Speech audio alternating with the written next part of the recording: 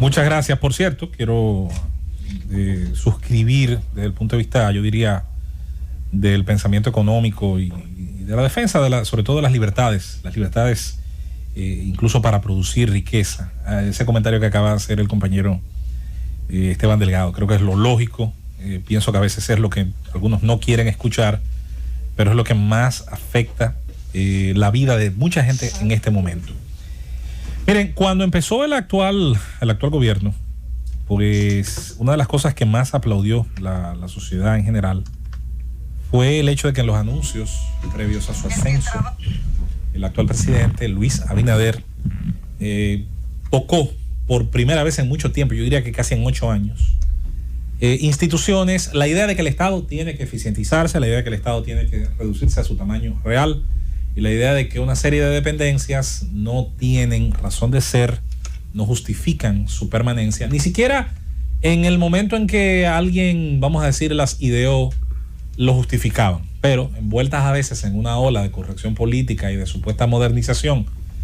Y como nos gusta hacer, y esto que voy a decir, me gustaría que algunos jóvenes, me gusta sobre todo ver que muchos jóvenes le ponen atención a lo que desde aquí se dice, a nosotros nos encanta hacer lo que los países ricos ya hacen una vez que son ricos, pero no nos gusta estudiar lo que hicieron para llegar a ser prósperos.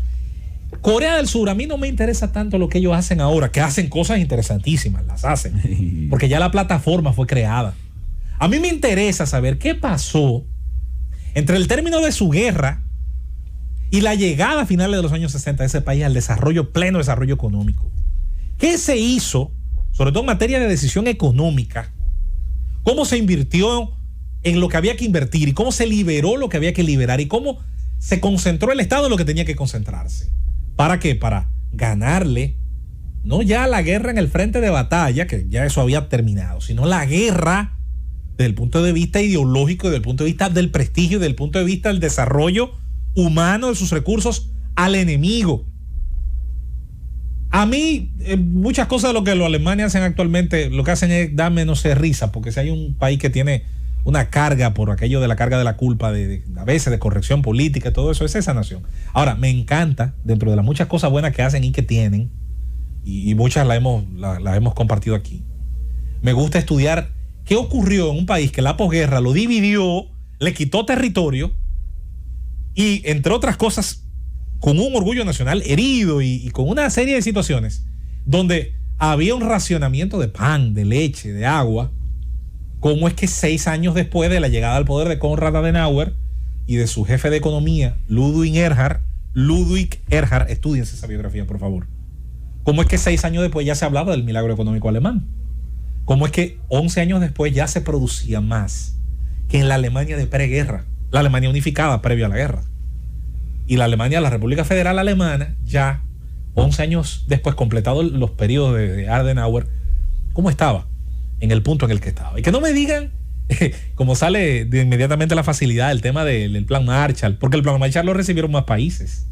Y porque las ayudas posteriores a la Segunda Guerra Mundial las recibieron otras naciones.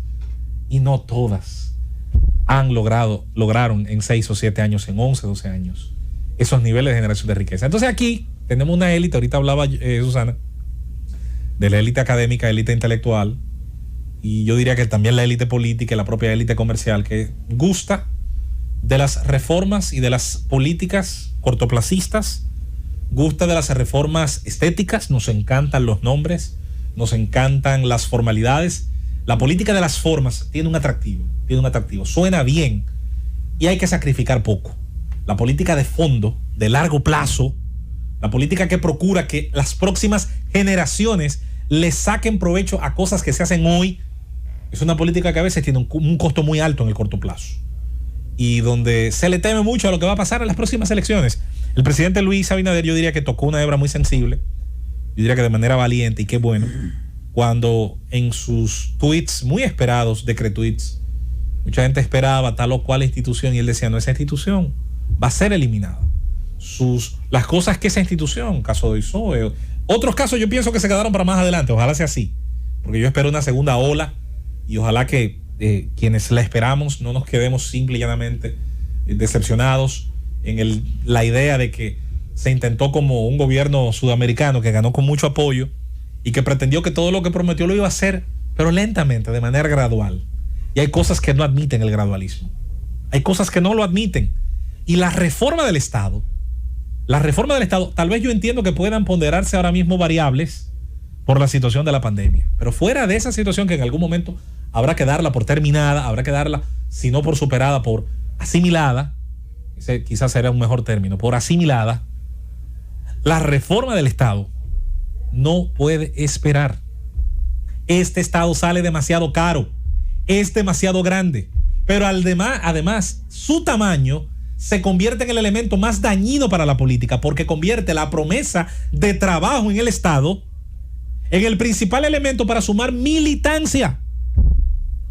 No ya la promesa de reformas, de mejoras, de a lo mejor protección de libertades, de extensión de derechos que han sido ganados, peleados en el pasado. No. La promesa de trabajo en el Estado. Más que la promesa de dejar ser a los que quieren ser. Y han estudiado o se han preparado o han de manera empírica sumado las condiciones para poder, en base a su trabajo, esfuerzo, ingenio y el riesgo asumido, tratar de obtener lo que necesitan.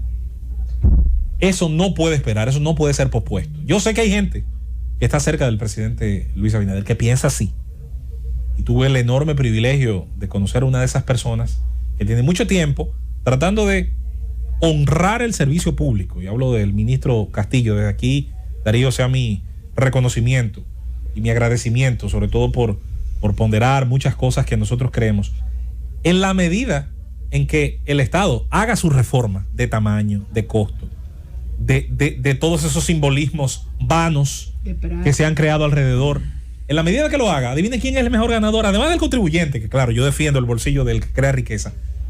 El gran ganador es el servidor público, porque el servidor público va a terminar en una situación como esa, siendo honrado, porque si está ahí, exacto, si se quedó ahí, si logró trascender ahí, es por capacidad, es por mérito, es porque hace cosas mejor que otros que a lo mejor hubieran podido haber llegado solo por el hecho de haber bandereado. Y banderear, créanme, por sí mismo no tiene nada de malo. La militancia es parte de los derechos que tenemos en un país como este, a hacer campaña a favor de algo o en contra de algo. Tampoco soy de los que trata de disminuir eso a la nada como ahora está en boga en estos días. No.